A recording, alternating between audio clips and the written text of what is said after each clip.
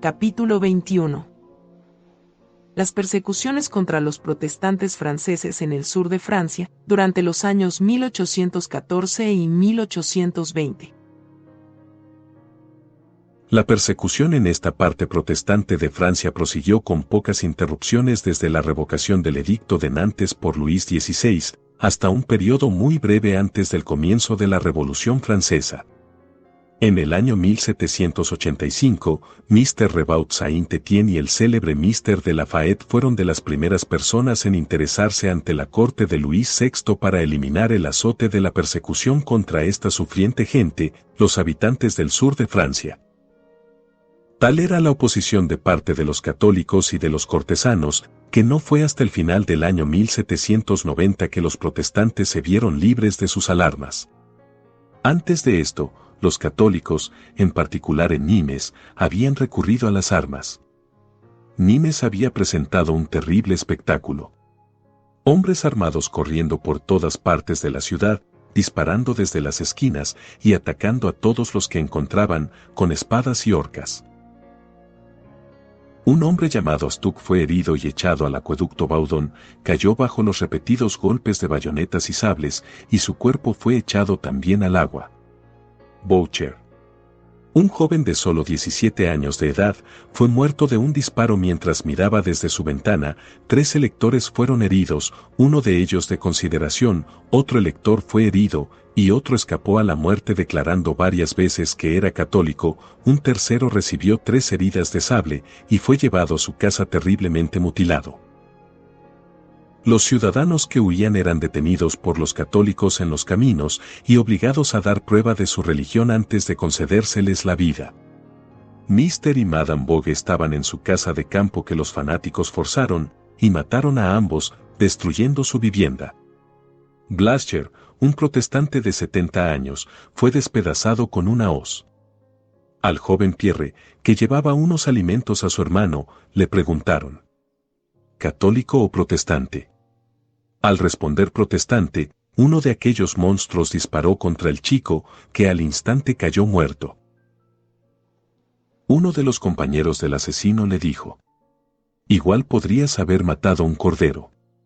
He jurado, repuso el otro, matar a 4 protestantes como mi parte, y este contará como uno de ellos. Sin embargo, como estas atrocidades llevaron a las tropas a unirse en defensa del pueblo, cayó una terrible venganza sobre el partido católico que había tomado armas, lo cual, junto con otras circunstancias, como la tolerancia ejercida por Napoleón Bonaparte, los refrenó totalmente hasta el año 1814, cuando el inesperado regreso del antiguo régimen volvió a unirlos bajo las antiguas banderas. La llegada del rey Luis VIII a París.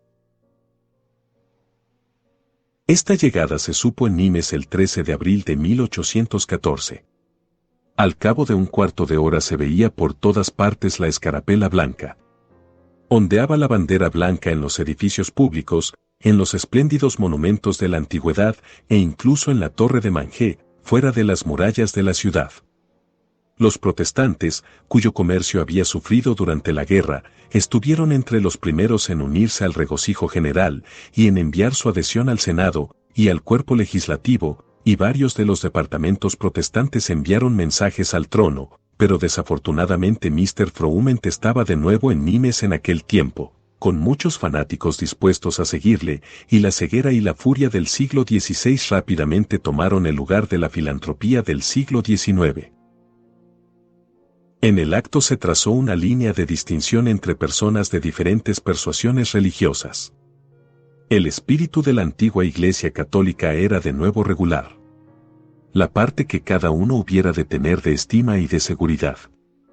La diferencia de religión iba ahora a gobernarlo todo, e incluso los criados católicos que habían servido a protestantes con celo y afecto comenzaron a descuidar sus responsabilidades o los hacían con desgana y hostilidad. En los festejos y espectáculos dados a cuenta del erario público, se usó la ausencia de los protestantes para acusarlos de deslealtad, y en medio de clamores de «Vive le Roi», se oyeron los clamores disonantes de «Abajo le Maire», «Abajo el alcalde». Mr. Castleton era protestante, apareció en público con el prefecto Mr. Ruland, que era católico, y le echaron patatas, y la gente dijo que debía dimitir de su cargo.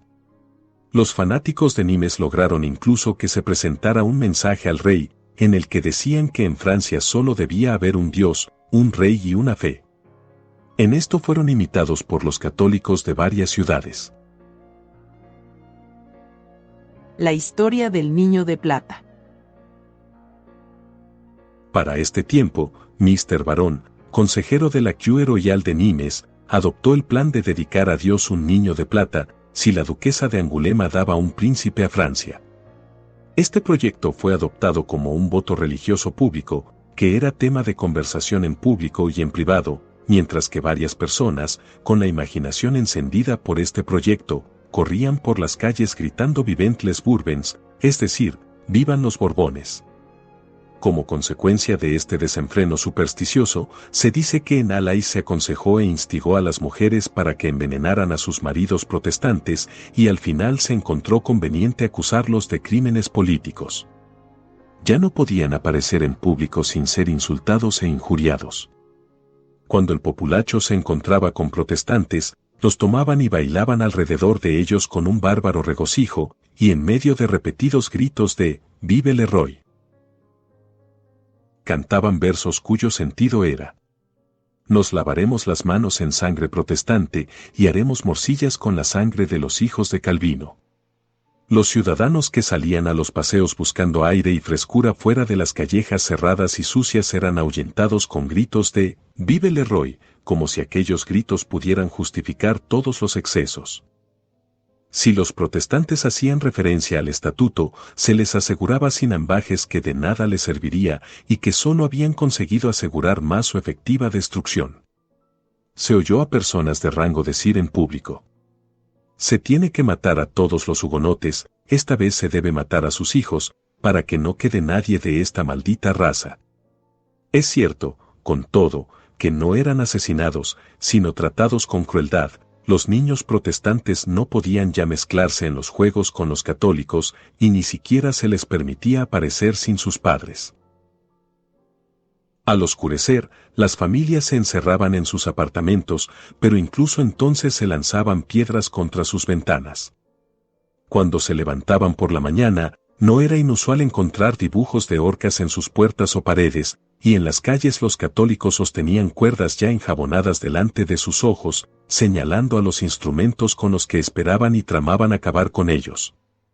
Se pasaban pequeñas orcas o modelos de las mismas, y un hombre que vivía delante de uno de estos pastores exhibió uno de estos modelos en su ventana y hacía signos bien significativos cuando pasaba el ministro. También colgaron en un cruce de caminos públicos una figura representando a un predicador protestante, y cantaban los más atroces cánticos debajo de su ventana. Hacia el final del carnaval se había incluso formado el plan de hacer una caricatura de 4 ministros del lugar y quemados en efigie, pero esto fue impedido por el alcalde de Nimes, que era protestante. Una terrible canción fue presentada al prefecto, en la lengua de la región, con una traducción falsa, e impresa con su aprobación, y tuvo mucha aceptación antes que él se diera cuenta del error al que había sido llevado. El 63º Regimiento de Línea fue públicamente censurado e insultado por haber protegido a los protestantes en cumplimiento de las órdenes recibidas. De hecho, los protestantes parecían ovejas destinadas al matadero. Las armas católicas en Beaucaire. En mayo de 1815, muchas personas de Nimes pidieron una asociación federativa similar a la de Lyon, Grenoble, París, Aviñón y Montpellier, pero esta federación acabó aquí tras una efímera e ilusoria existencia de 14 días. Mientras tanto, un gran partido de celotes católicos se había armado en Beaucaire y pronto llevaron sus patrullas tan cerca de las murallas de Nimes que alarmaron a los habitantes. Estos católicos pidieron ayuda a los ingleses que se encontraban fondeados frente a Marsella y obtuvieron la donación de 1000 mosquetes, 10.000 cartuchos, etc. Sin embargo, el general Gilly fue pronto enviado contra estos partisanos, impidiéndoles llegar a mayores concediéndoles un armisticio.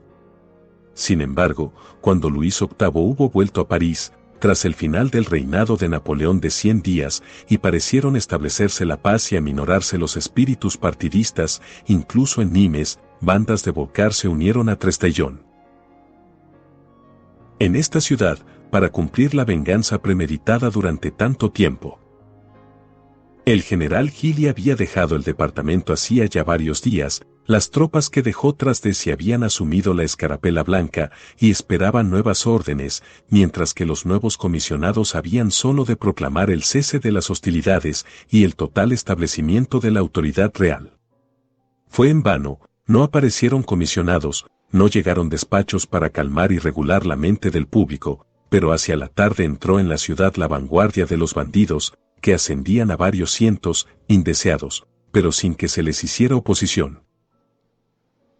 Mientras marchaban sin orden ni disciplina, cubiertos con ropas o harapos multicolores, adornados con escarapelas, no blancas, sino blancas y verdes, armados con mosquetes, sables, horcas, pistolas y guadañas, borrachos y manchados de la sangre de los protestantes que habían encontrado por el camino, presentaban un aspecto de lo más repelente y pavoroso. En la plaza abierta delante de los cuarteles, se unieron a estos bandidos el populacho armado de la ciudad, encabezados por Jacques Dupont, comúnmente llamado Trestaillon. Para ahorrar derramamientos de sangre, la guarnición de alrededor de 500 hombres consintió capitular, y salió abatida e indefensa, pero cuando habían pasado alrededor de 50, la canalla comenzó a disparar a discreción contra sus confiadas víctimas, totalmente carentes de protección. Casi todos murieron o fueron heridos, pero una cantidad muy pequeña pudieron volver a entrar en el patio antes de que se cerraran de nuevo los portones de la guarnición. Estas fueron de nuevo forzadas en un instante, y fueron muertos todos los que no pudieron izarse sobre los tejados o saltar a los jardines adyacentes. En una palabra, se encontraron con la muerte a cada recodo y de todas las formas, y esta matanza ejecutada por los católicos rivalizó en crueldad y sobrepasó en perfidia a los crímenes de los septembristas de París y las degollinas jacobinas de Lyon y Aviñón. Tuvo la marca no solo del fervor de la revolución sino también de la sutileza de la Liga, y quedará durante largo tiempo como mancha sobre la historia de la Segunda Restauración. Matanza y pillaje en Nimes. Nimes exhibía ahora una escena de lo más terrible de ultraje y carnicería, aunque muchos de los protestantes habían huido al Convenes y al Gardonenque. Las casas de campo de los señores Rey, Guiret y otras habían sido saqueadas, y los habitantes tratados con una barbarie despiadada. Dos partidos habían saciado sus salvajes inclinaciones en la granja de Madame Frat. El primero, tras comer, beber y romper el mobiliario, anunció la llegada de sus camaradas, en comparación con los cuales, dijeron, a ellos los considerarían misericordiosos. Quedaron 3 hombres y una anciana en el lugar. Al ver llegar a la segunda compañía, 2 de los hombres huyeron. ¿Eres católica?, le preguntaron 2 de los bandidos a la anciana. Sí, respondió ella. Entonces le dijeron, repite tu pater y tu ave. Aterrorizada como estaba, vaciló, y en el acto le dieron un culatazo con un mosquete. Al volver en sí, huyó de la casa, pero se encontró con Ladet, el viejo valet de Femme, que traía una ensalada que sus atacantes le habían ordenado preparar. En vano trató de persuadirle para que huyera. ¿Eres protestante?, le preguntaron. Sí, respondió el viejo. Descargándole un mosquete encima, cayó herido, pero no muerto. Para consumar su obra, aquellos monstruos encendieron un fuego con paja y tablones, echaron a su víctima aún viva en las llamas, y lo dejaron morir en las más atroces agonías. Luego se comieron la ensalada, la tortilla, etc. Al siguiente día, algunos trabajadores, viendo la casa abierta y abandonada, entraron, y descubrieron el cuerpo medio consumido de Ladet. El prefecto de Gard, Mr. Darbaud Hughes, tratando de paliar los crímenes de los católicos, tuvo la audacia de afirmar que Ladet era católico, pero esto fue contradicho públicamente por 2 de los pastores de Nimes. Otra partida cometió un terrible asesinato en Saint-Césaire, matando a Imbert Laplume, marido de Susan Chivas. Lo encontraron al volver de trabajar en los campos. El cabecilla le prometió perdonarle la vida, pero insistió en que debía llevarlo a la cárcel de Nimes. Viendo, sin embargo, que los de la partida estaban decididos a matarle, asumió su carácter natural, y siendo un hombre fuerte y valiente, se adelantó y exclamó: «Vosotros sois unos bandidos. ¡Fuego!».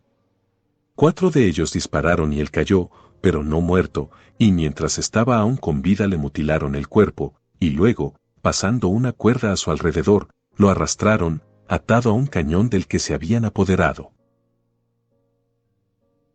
No fue hasta después de 8 días que sus parientes supieron de su muerte. 5 personas de la familia de Chivas, todos ellos casados y padres de familia, fueron muertos en el curso de pocos días. El inmisericorde trato de las mujeres, en esta persecución en Nimes, fue de tal naturaleza que habría ofendido a cualesquiera salvajes que hubieran sabido de ello. Las viudas Ribbit y Bernard fueron obligadas a entregar enormes cantidades de dinero. La casa de la señora Lecointe fue devastada y sus bienes destruidos. La señora F. Didier vio su vivienda saqueada y casi arrasada hasta el ras de la tierra. Una partida de estos fanáticos visitó a la viuda Perrin, que vivía en una pequeña granja en los molinos de viento. Tras cometer todo tipo de devastaciones, atacaron incluso el camposanto, que contenía los muertos de la familia. Sacaron los ataúdes y desparramaron su contenido por campos colindantes. En vano recogió esta ultrajada viuda los huesos de sus antepasados para volverlos a poner en su lugar, de nuevo los exhumaron, finalmente, después de varios inútiles intentos, quedaron desparramados sobre la superficie de los campos. Decreto regio en favor de los perseguidos.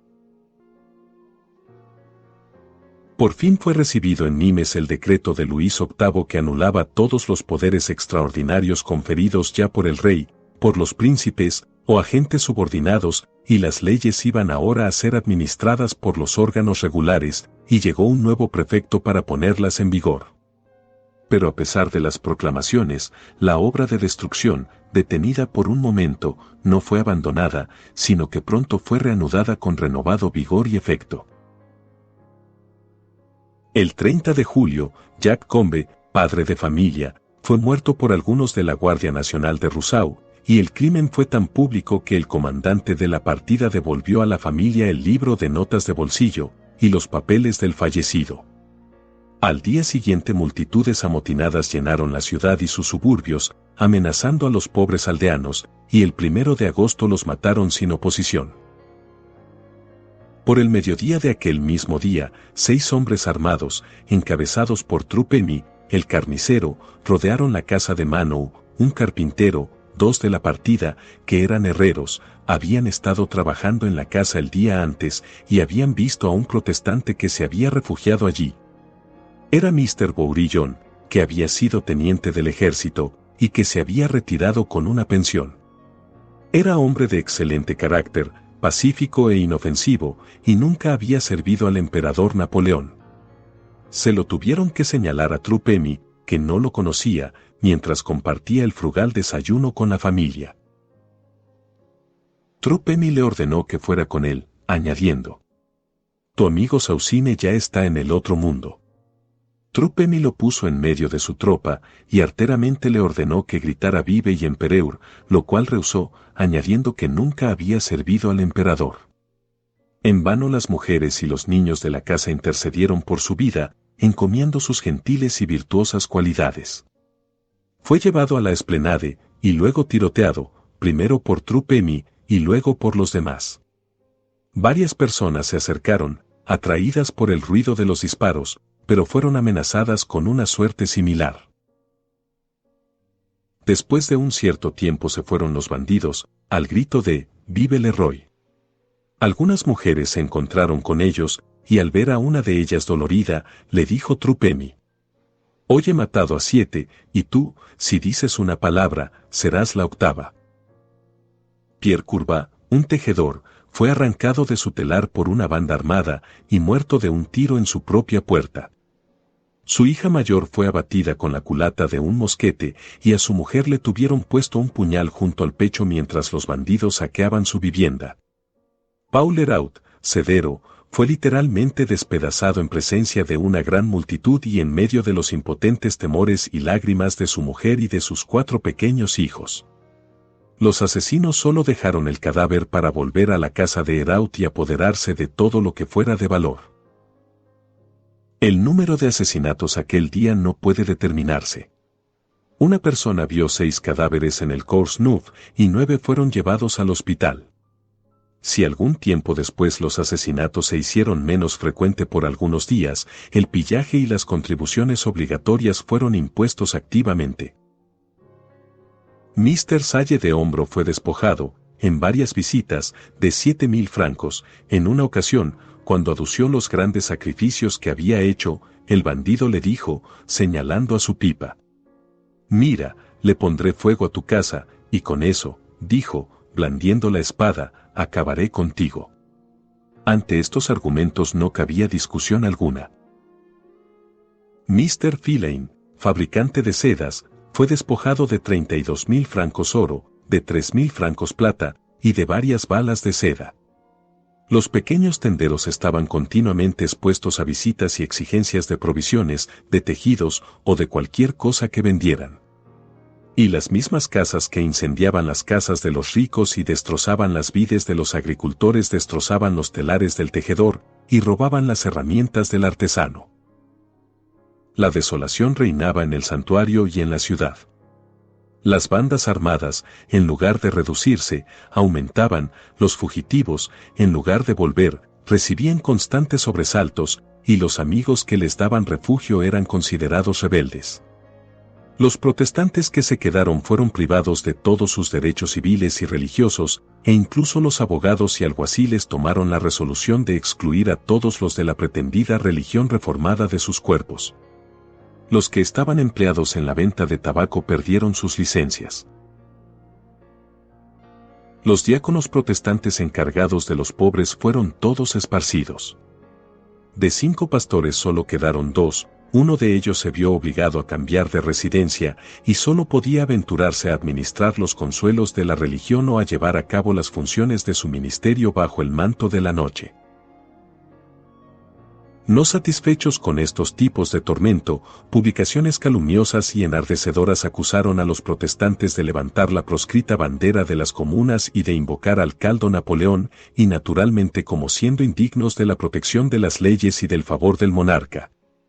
Después de esto, cientos de ellos fueron arrastrados a la cárcel sin siquiera una sola orden escrita, y aunque un diario oficial, llevando el título de Journal du Gard, fue establecido por 5 meses, mientras estuvo influenciado por el prefecto, el alcalde y otros funcionarios, la palabra estatuto no fue mencionada una sola vez en él.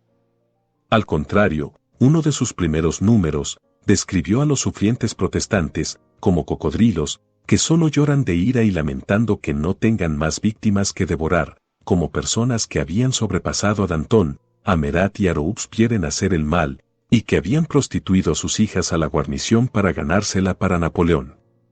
Un extracto de este artículo, impreso con la corona y las armas de los Borbones, fue voceado por las calles, y su vendedor iba adornado con la medalla de la policía. Petición de los refugiados protestantes. A estos reproches es oportuno oponer la petición que los refugiados protestantes en París presentaron a Luis VIII en favor de sus hermanos en Nimes. Ponemos a vuestros pies, Sire, nuestros agudos sufrimientos. En vuestro nombre son degollados nuestros conciudadanos, y sus propiedades son devastadas. Aldeanos engañados, en pretendida obediencia a vuestras órdenes, se reunieron bajo las órdenes de un comisionado designado por vuestro augusto sobrino. Aunque estaban listos para atacarnos, fueron recibidos con seguridades de paz. El 15 de julio de 1815 supimos de la llegada de vuestra majestad a París, y la bandera blanca ondeó de inmediato en nuestros edificios. La tranquilidad pública no había sido perturbada, cuando entraron campesinos armados. La guarnición capituló, pero fueron asaltados al retirarse, y fueron muertos casi todos. Nuestra Guardia Nacional fue desarmada, la ciudad quedó llena de extraños, y las casas de los principales habitantes, que profesan la religión reformada, fueron atacadas y saqueadas. Acompañamos la lista. El terror ha hecho huir de nuestra ciudad a los más respetables ciudadanos. Vuestra Majestad ha sido engañado si no han puesto delante de usted la imagen de los horrores que transforman en desierto vuestra buena ciudad de Nimes. De continuo tienen lugar proscripciones y arrestos, y la verdadera y única causa es la diferencia de opiniones religiosas. Los calumniados protestantes son los defensores del trono. Vuestro sobrino ha visto a nuestros hijos bajo sus banderas, nuestras fortunas han sido puestas en sus manos. Atacados sin razón, los protestantes no han dado, ni siquiera por una justa resistencia, el fatal pretexto a la calumnia de parte de sus enemigos. Salvadnos, Sire. Extinguid la llama de la guerra civil, una sola acción de vuestra voluntad restaurará a la existencia política a una ciudad interesante por su población y por sus productos. Demandad cuenta de su conducta a los cabecillas que han traído tales desgracias sobre nosotros. Ponemos ante vuestros ojos todos los documentos que nos han llegado. El temor paraliza los corazones y apaga las quejas de nuestros conciudadanos. Puestos en una situación más segura, nos aventuramos a levantar nuestra voz en favor de ellos. Etcétera, etcétera. Monstruosos ultrajes contra las mujeres. En Nimes es cosa bien sabida que las mujeres lavan sus ropas bien en las fuentes, bien en las riberas de los ríos. Hay un gran lavadero cerca de la fuente, donde se puede ver a muchas mujeres cada día, arrodilladas al borde del agua, y golpeando sus ropas con pesadas palas de madera en forma de raquetas. Este lugar llegó a ser el escenario de las prácticas más vergonzosas e indecentes. La canalla católica volvía las enaguas de las mujeres por encima de sus cabezas y las ataba de manera que continuaran expuestas y sometidas a una nueva clase de tormento, porque, poniendo clavos en la madera de las paletas de lavar en forma de flor de lis, las golpeaban hasta que manaba la sangre de sus cuerpos y sus gritos desgarraban el aire. A menudo se pedía la muerte como fin de este ignominioso castigo, que era rehusada con maligno regocijo. Para llevar este ultraje hasta su mayor grado posible, se empleó esta tortura contra algunas que estaban embarazadas. La escandalosa naturaleza de estos ultrajes impedía a muchas de las que lo habían sufrido hacerlo público, y especialmente relatar sus circunstancias más agravantes. He visto, dijo Mr. Durán, a un abogado católico acompañando a los asesinos de Bourgade, armar una batidora con aguzados clavos en forma de flor de lis, les he visto levantar los vestidos a las mujeres y aplicarles a sus cuerpos ensangrentados estas batidoras, con fuertes golpes, a la que dieron un nombre que mi pluma rehúsa registrar. Nada podía detenerlos, ni los clamores de las atormentadas mujeres, la efusión de sangre, los murmullos de indignación suprimidos por el temor. Los cirujanos que atendieron a las mujeres que habían muerto pueden testificar, por las marcas de sus heridas, que agonías deben haber soportado. Esto, por terrible que parezca, es sin embargo estrictamente cierto. Sin embargo, durante el progreso de estos horrores y de estas obscenidades, tan deshonrosas para Francia y la religión católica, los agentes del gobierno tenían poderosas fuerzas a su mando, con las que, si las hubieran empleado rectamente, habrían podido restaurar la tranquilidad. Sin embargo, prosiguieron los asesinatos y los robos, que fueron tolerados por los magistrados católicos, con bien pocas excepciones. Es cierto que las autoridades administrativas usaron palabras en sus proclamaciones, etc. Pero nunca ejercieron acciones para detener las atrocidades de los perseguidores, que declararon desvergonzadamente que el día 24, el aniversario de San Bartolomé, tenían la intención de hacer una matanza general. Los miembros de la Iglesia Reformada se llenaron de terror, y en lugar de tomar parte en la elección de diputados, estuvieron ocupados tanto como pudieron para proveer a su seguridad personal. Ultrajes cometidos en los pueblos. Dejamos Nimes ahora para examinar la conducta de los perseguidores en la región alrededor.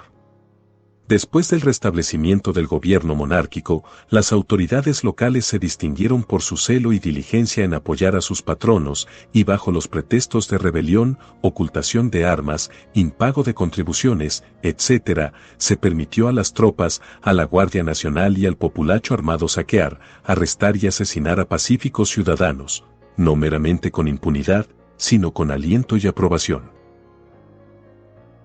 En el pueblo de Millau, cerca de Nimes, se obligó frecuentemente a los habitantes a pagar grandes sumas para evitar ser saqueados. Sin embargo, esto no valió para nada en casa de Madame Tullen. El domingo 16 de julio fueron devastadas su casa y propiedades. Se llevaron o destruyeron sus valiosos muebles, quemaron la paja y la madera, y exhumaron el cuerpo de un niño, enterrado en el jardín, y lo arrastraron alrededor de un fuego encendido por el populacho. Fue con gran dificultad que la señora Tullen escapó con vida. Mr. Picherol, otro protestante, había ocultado algunos de sus bienes en casa de un vecino católico. Atacaron su casa, y aunque respetaron todas las propiedades del último, las de su amigo fueron saqueadas y destruidas.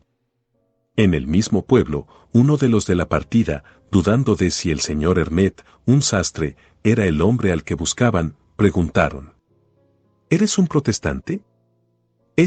Al reconocerlo, dijeron: Muy bien. Y lo asesinaron en el acto. En el cantón de Beauvais, donde había una iglesia consistorial, extorsionaron 80.000 francos. En las comunas de Beauvoisin y Génerac un puñado de libertinos cometieron excesos similares, bajo la mirada del alcalde y a los gritos de «Vive le Roi». Saint-Gilles fue escenario de las iniquidades más desalmadas. Los protestantes, los más ricos de los habitantes, fueron desarmados, mientras sus casas eran saqueadas. Apelaron al alcalde, pero este se rió y se fue. Este oficial tenía a su disposición una guardia nacional de varios cientos de hombres, organizada bajo sus propias órdenes. Sería fatigoso leer la lista de los crímenes que tuvieron lugar durante muchos meses. En Clavison, el alcalde prohibió a los protestantes la práctica de cantar los salmos que se acostumbraba a celebrar en el templo, para que, como dijo, no se ofendiera ni perturbara a los católicos. En Sommières, a unas 10 millas de Nimes, los católicos hicieron una espléndida procesión a través de la población, que continuó hasta el atardecer, y que fue seguida por el saqueo de los protestantes. Al llegar tropas forasteras a Sommières, se reanudó la pretendida búsqueda de armas, se obligaba a los que no poseían mosquetes a comprarlos, con el propósito de que los rindieran, y se les acuartelaron soldados en sus casas a 6 francos diarios hasta que entregaran los artículos pedidos. La iglesia protestante, que había sido cerrada, fue convertida en cuartel para los austriacos. Después de haber estado suspendido durante 6 meses el servicio divino en Nimes, la iglesia, llamada templo por los protestantes, fue reabierta y se celebró el culto público en la mañana del 24 de diciembre. Al examinar el campanario, se descubrió que alguien se había llevado el badajo de la campana. Al aproximarse la hora del servicio, se reunieron varios hombres, mujeres y niños ante la casa de Mr. Ribot, el pastor, y amenazaron con impedir el culto. Cuando llegó la hora, dirigiéndose él hacia la iglesia, fue rodeado, se le lanzaron los más terribles gritos, algunas de las mujeres le echaron manos al cuello de la camisa, pero nada pudo perturbar su firmeza ni excitar su impaciencia. Entró en la casa de oración y subió al púlpito. Echaron piedras dentro y cayeron entre los adoradores, sin embargo, la congregación permaneció tranquila y atenta, y el servicio continuó entre ruidos, amenazas e insultos. Al salir, muchos habrían sido muertos si no hubiera sido por los cazadores de la guarnición, que los protegieron honrosa y celosamente. Poco después el señor Ribot recibió la siguiente carta del capitán de los cazadores. Lamento profundamente los prejuicios de los católicos contra los protestantes, de los cuales dicen que no aman al rey. Seguid actuando como lo habéis hecho hasta ahora, y el tiempo y vuestra conducta contradecirán de lo contrario a los católicos. Si tuviera lugar algún tumulto similar al del sábado, informadme. Conservo mis informes de estos hechos, y si los agitadores resaltan incorregibles, y olvidan lo que deben al mejor de los reyes y al estatuto, cumpliré con mi deber e informaré al gobierno de sus actuaciones. Adiós, querido señor, dad al consistorio seguridades de mi estima, y de los sentimientos que abrigo acerca de la moderación con que afrontaron las provocaciones de los malvados de Somieres. Tengo el honor de saludaros con respeto. Subal de Laine. Este pastor recibió otra carta del marqués de Montlord, el 6 de enero, para alentarlo a unirse con todos los buenos hombres que creen en Dios para obtener el castigo de los asesinos, bandidos y perturbadores de la paz pública, y a leer públicamente las instrucciones que había recibido del gobierno a este efecto. A pesar de esto, el 20 de enero de 1816, cuando se celebró el servicio en conmemoración de la muerte de Luis VI, formándose una procesión, los guardias nacionales dispararon contra la bandera blanca colgada de las ventanas de los protestantes y terminaron el día saqueándolos. En la comuna de Angargues, las cosas estaban aún peores, y en el de Fantans, desde la entrada del rey en 1815, los católicos quebrantaron todos los compromisos con los protestantes, de día los insultaban, y de noche forzaban sus puertas, o las marcaban con tiza para ser saqueadas o quemadas. Saint-Mamert fue repetidamente visitada por estos saqueos, y en Montreal, en fecha tan tardía como el 16 de junio de 1816, los protestantes fueron atacados, apaleados y encarcelados, por osar celebrar el regreso de un rey que había jurado preservar la libertad de religión y mantener el estatuto. Relato adicional de las acciones de los católicos en Nimes. Los excesos perpetrados en el campo no parecen haber desviado en absoluto de Nimes la atención de los perseguidores. El mes de octubre del año 1815 comenzó sin mejora alguna en los principios o medidas del gobierno, y esto fue seguido por una presunción correspondiente por parte del pueblo. Varias casas en el barrio de Saint-Charles fueron saqueadas, y sus ruinas quemadas en las calles entre cantos, danzas y gritos de «Vive le Roi», es decir, «Viva el Rey». Apareció el alcalde, pero la multitud pretendió no conocerle, y cuando se atrevió a reprenderlos, le dijeron que su presencia era innecesaria y que se podía retirar. Durante el 16 de octubre, todos los preparativos parecían anunciar una noche de carnicería, se circularon de manera regular y confiada órdenes para reunirse y contraseñas para el ataque. Trestaillon pasó revista a sus secuaces, y los apremió a perpetrar sus crímenes, teniendo con uno de estos malvados el siguiente diálogo secuaz. Si todos los protestantes, sin excepción, han de ser muertos, me uniré a ello contento, pero como me has engañado tantas veces, no me moveré a no ser que hayan de morir todos. Trestaillon, pues acompáñame, porque esta vez no escapará nadie. Este horrendo propósito habría sido llevado a cabo si no hubiera sido por el general Lagarde, comandante del departamento. No fue sino hasta las 10 de la noche que se dio cuenta del peligro. Entonces vio que no podía perder un momento. Las multitudes estaban avanzando por 105 suburbios, y las calles se llenaban de rufianes, lanzando las más terribles imprecaciones. La generala sonó a las 11 de la noche, lo que añadió a la confusión que se estaba extendiendo por la ciudad.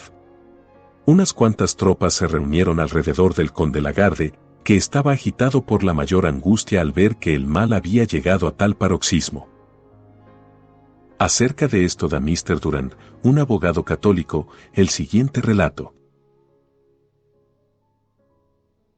Era cerca de medianoche, mi mujer acababa de quedar dormida, yo estaba al lado de ella, escribiendo, cuando fuimos perturbados por un ruido distante. ¿Qué podía ser aquello? Para apaciguar su alarma, le dije que probablemente se trataba de la llegada o salida de algunas tropas de la guarnición. Pero se podían ya oír disparos y gritos, y al abrir mi ventana distinguí horribles imprecaciones mezcladas con gritos de «Vive le Roi». Desperté a un oficial que se alojaba en la casa, y a Mr. Chancel, el director de obras públicas. Salimos juntos, y llegamos al bulevar.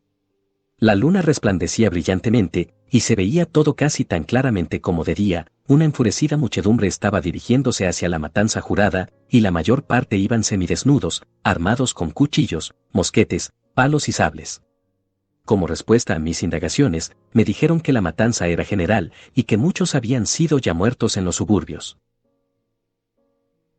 Mr. Chancel se retiró para ponerse su uniforme como capitán de los Pampies, los oficiales se retiraron a los cuarteles, y yo, intranquilo por mi mujer, me volví a casa. Por el ruido que escuché, estaba convencido de que me seguían algunos. Me deslicé por la sombra de la pared, abrí la puerta de mi casa, entré y la cerré, dejando una pequeña abertura por la que podía vigilar los movimientos de la partida cuyas armas resplandecían bajo la luz de la luna. Poco tiempo después, aparecieron algunos hombres armados llevando un prisionero junto al mismo lugar donde yo estaba oculto. Se detuvieron, y yo cerré suavemente mi puerta y subí sobre una chopera plantada junto a la pared del jardín. ¡Qué escena! Un hombre de rodillas implorando clemencia a unos desalmados que se burlaban de su angustia y que lo cargaban de insultos. En nombre de mi mujer y de mis hijos, decía él, dejadme. ¿Qué he hecho? ¿Por qué me habéis de asesinar por nada? Estaba en este momento a punto de gritar y de amenazar a los asesinos con la venganza. Pero no tuve tiempo para decidirme, porque la descarga de varios fusiles acabó con mi indecisión. El infeliz suplicante, tocado en sus lomos y cabeza, cayó para no volverse a levantar. Ahora los asesinos daban la espalda al árbol, se retiraron de inmediato, recargando sus armas. Yo descendí y me acerqué al moribundo, que estaba lanzando profundos y penosos suspiros. Llegaron algunos guardias nacionales en aquel momento, y de nuevo me retiré y cerré la puerta. Veo un muerto, dijo uno. Todavía canta, dijo el otro. Mejor será, dijo un tercero, rematarlo y poner fin a sus sufrimientos. De inmediato descargaron 5 o 6 mosquetes, y los gemidos cesaron. Al día siguiente, las multitudes acudieron a inspeccionar e insultar al muerto.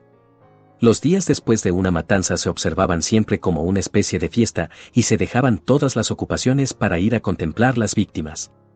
El martirizado fue Louis Lichare, padre de 4 niños. 4 años después de este acontecimiento, Mr. Durant verificó este relato bajo juramento durante el juicio de uno de los asesinos. Ataque sobre las iglesias protestantes. Un tiempo antes de la muerte del general Lagarde, el duque de Angulema había visitado Nimes y otras ciudades al sur, y en aquella primera ciudad honró a los miembros del consistorio protestante con una entrevista, prometiéndoles protección y alentándolos a reabrir su templo, tanto tiempo cerrado. Tienen 2 iglesias en Nimes, y se acordó que la mejor en esta ocasión sería la pequeña, y que se debería omitir el toque de campanas. El general Lagarde manifestó que respondería con su cabeza de la seguridad de la congregación. Los protestantes se informaron en privado entre sí que volvería de nuevo a celebrarse el culto a las 10, y comenzaron a reunirse en silencio y con precaución. Se acordó que Mr. Huillerat Chasseur celebrara el servicio, aunque tal era su convicción de peligro que le rogó a su mujer y a algunos de los de su grey que se quedaran con sus familias.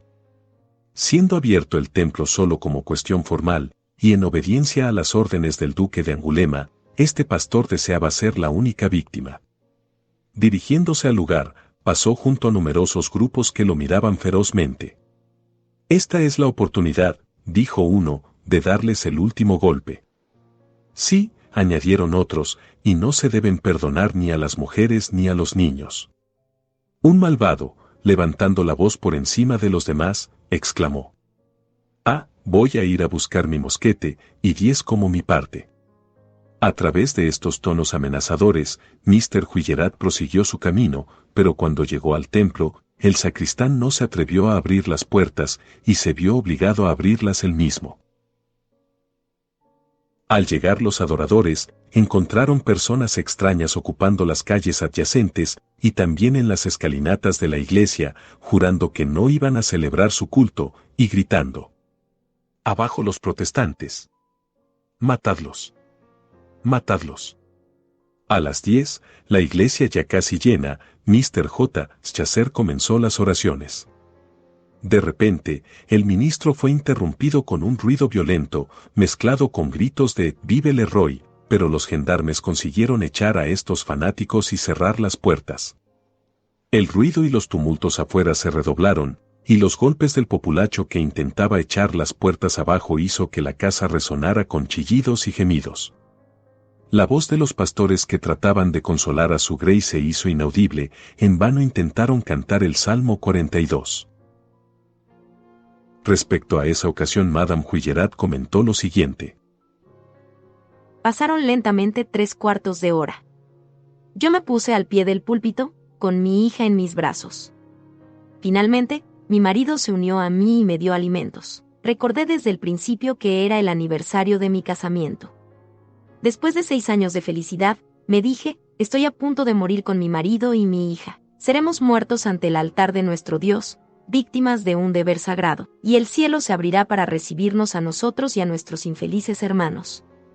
Bendije al Redentor, y sin maldecir a nuestros asesinos, esperé su llegada.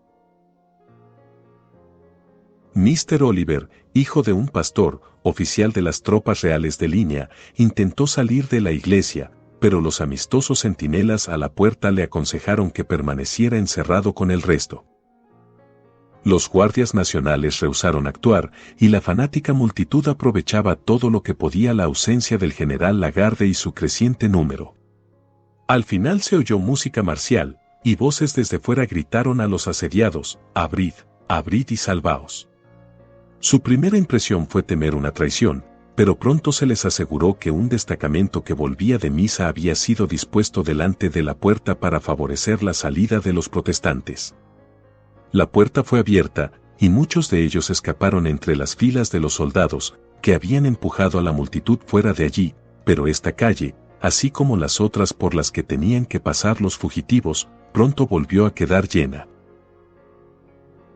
El venerable pastor, Olivier Desmond, que estaba entre los 70 y 80 años de edad, fue rodeado por asesinos, le pusieron puños sobre la cara, y gritaron: «Matad al jefe de los bandidos».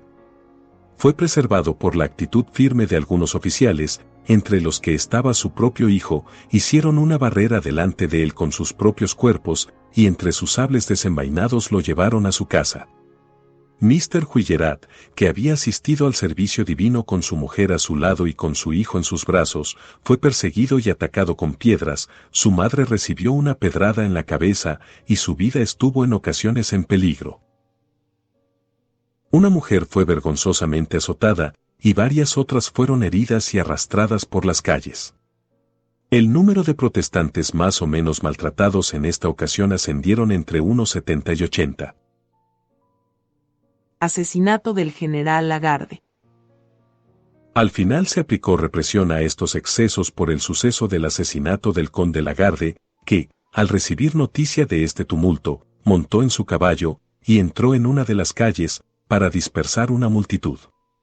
Un villano tomó sus riendas, otro le encañonó con una pistola, casi tocándole, y chilló: «Miserable, ¿tú harás que me retire?», y disparó inmediatamente. El asesino fue Louis Boissin, un sargento de la Guardia Nacional, pero, aunque lo sabía todo el mundo, nadie trató de arrestarlo, y escapó. Cuando el general se vio herido, dio orden a la gendarmería para que protegiera a los protestantes, y se lanzó al galope hacia su alojamiento, pero se desmayó inmediatamente al llegar allí. Al recuperarse, impidió al cirujano que le examinara la herida hasta haber escrito una carta al gobierno, para que, en caso de muerte, se pudiera saber de dónde le había venido su herida, y que nadie osara acusar a los protestantes de este crimen. La probable muerte de este general produjo un pequeño grado de relajación por parte de sus enemigos y alguna calma, pero la masa del pueblo se había entregado durante demasiado tiempo al libertinaje para sentirse refrenado siquiera por el asesinato del representante de su rey. Por la noche volvieron al templo, y con hachas abrieron la puerta. El amenazante son de sus golpes infundieron terror a los corazones de las familias protestantes refugiadas en sus casas, dados al llanto. El contenido de la caja de limosnas fue robado, y también las ropas preparadas para su distribución, los ropajes del ministro fueron destrozados, los libros fueron rotos o llevados, las estancias fueron saqueadas, pero las habitaciones que contenían los archivos de la iglesia y los sínodos fueron providencialmente pasadas por alto, y si no hubiera sido por las muchas patrullas a pie, todo hubiera sido pasto de las llamas y el edificio mismo un montón de ruinas. Mientras tanto, los fanáticos adscribieron el crimen del general a su propia devoción y dijeron que era la voluntad de Dios. Se ofrecieron 3.000 francos por la captura de Voisin, pero se sabía bien que los protestantes no osarían capturarlo y que los fanáticos no querrían. Durante estos acontecimientos, el sistema de conversiones forzadas al catolicismo estaba progresando de una manera regular y temible. Interferencia del gobierno británico. Para crédito de Inglaterra, el conocimiento de estas crueles persecuciones llevadas a cabo contra nuestros hermanos protestantes en Francia produjo tal sensación en el gobierno que los llevó a intervenir. Y ahora los perseguidores de los protestantes transformaron este acto espontáneo de humanidad y piedad en pretexto para acusar a los sufrientes de correspondencia traidora con Inglaterra, pero en este estado de acontecimientos, para gran desmayo de ellos, apareció una carta, enviada hacía algún tiempo a Inglaterra por el duque de Wellington, diciendo que existía mucha información acerca de los acontecimientos del sur. Los ministros de las 3 denominaciones en Londres, anhelantes por no ser mal informados, pidieron a uno de sus hermanos que visitara las escenas de persecución y que examinara con imparcialidad la naturaleza y extensión de los males que deseaban aliviar. El reverendo Clement Perrot emprendió esta difícil tarea y cumplió sus deseos con un celo, una prudencia y una devoción totalmente encomiables. A su regreso proveyó abundantes e irrefutables pruebas de una vergonzosa persecución, materiales para una apelación al Parlamento británico y un informe impreso que fue circulado por el continente y que por primera vez dio una correcta información a los habitantes de Francia. Se vio ahora que la intervención extranjera era de enorme importancia y las declaraciones de tolerancia que suscitó en el gobierno de Francia, así como la actuación más cuidadosa de los perseguidores católicos, operó como reconocimientos decisivos e involuntarios de esta interferencia, que algunas personas al principio censuraron y menospreciaron. Interferencia que manifestada en la dura voz de la opinión pública en Inglaterra y en otros lugares, produjo una correspondiente suspensión de la matanza y del pillaje.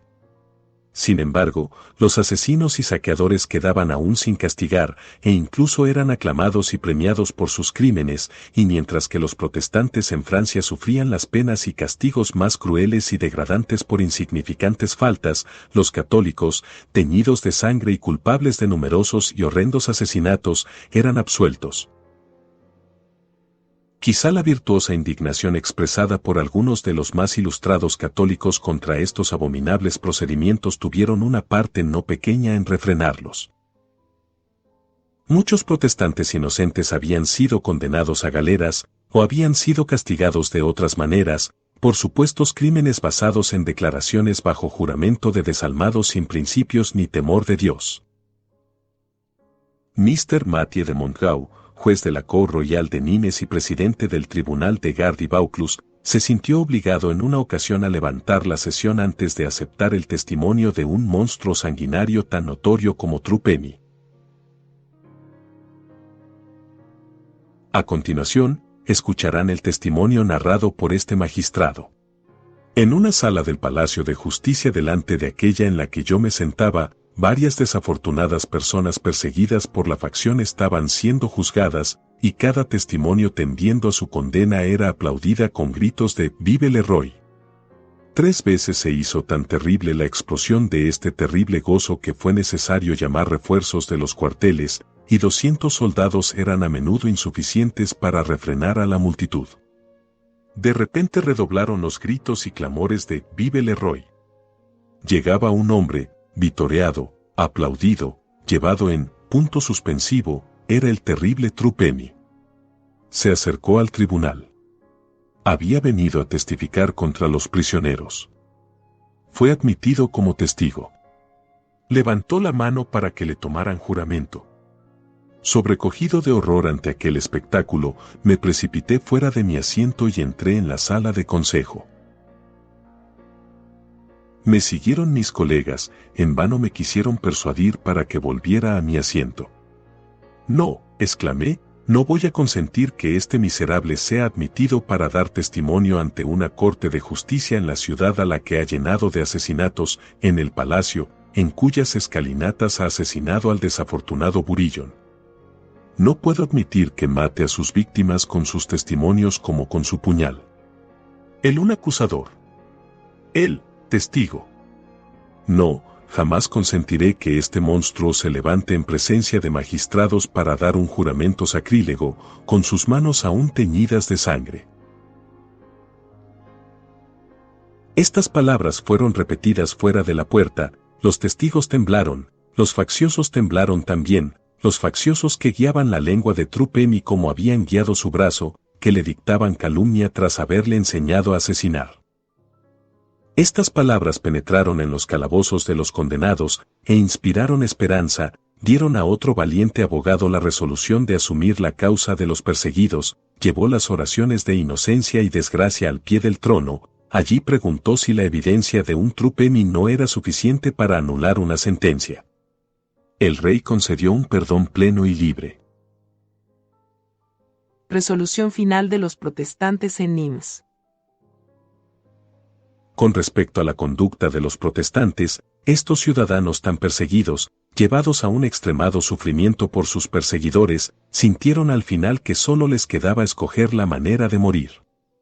Decidieron unánimemente que morirían luchando en defensa propia. Esta firme actitud hizo ver a sus perseguidores que ya no podrían asesinar impunemente. Todo cambió de inmediato.